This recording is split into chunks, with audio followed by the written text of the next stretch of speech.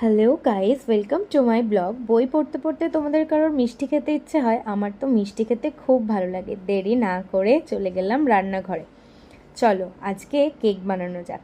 তো আগেই আমি একটা পাত্রে তেল আর ময়দা দিয়ে ডাস্ট করে রেখে দিয়েছি। তারপর একটা পাত্রে নিয়ে নিয়েছি দুইটা ডিম তোমরা চাইলে 3টে ডিম নিতে পারো বা একটা ডিমও নিতে পারো।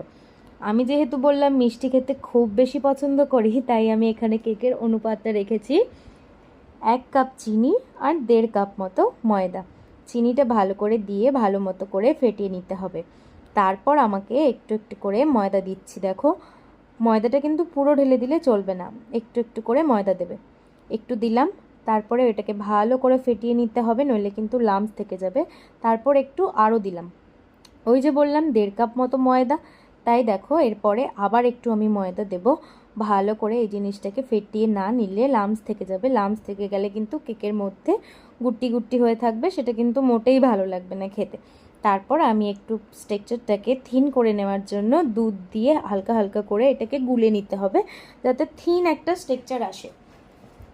তারপর আমি এখানে দিচ্ছি ভ্যানিলা এসেন্স। আমার আবার ভ্যানিলা ফ্লেভারটা খেতে খুব ভালো লাগে। তোমাদের কার কোনটা ভালো লাগে আমাকে কমেন্ট করে জানিও। আমার ভ্যানিলা ফ্লেভারটা বেস্ট লাগে।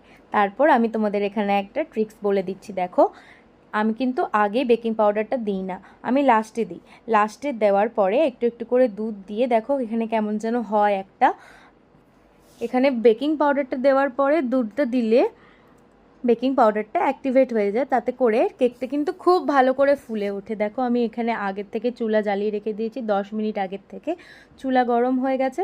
আর চুলা গরম হয়ে যাওয়ার পর বেকিং পাউডারটা ভালোভাবে অ্যাক্টিভেট হয়ে যাওয়ার পর আমি কিন্তু এখানে ভালো করে মিশিয়ে নিচ্ছি আর ট্রান্সফার করে নিচ্ছি সেই যে বলেছিলাম ময়দা মাখিয়ে রাখা, ডাস্ট করে রাখা একটা পাত্র, সেই পাত্রে তারপর ট্যাপ ট্যাপ করে নিয়ে আমি এখানে চুলার মধ্যে দিয়ে দিয়েছি। তারপর ঢেকে 40 থেকে 45 মতো ফুটিয়ে নিয়েছি। আর দেখো আমি কিন্তু একদম লো ফ্লেমে রেখেছি। দেখি তো কেকটা খেতে কেমন হয়েছে। ওয়াও, কি মিষ্টি! বাই, দেখা হচ্ছে পরের ভিডিওতে।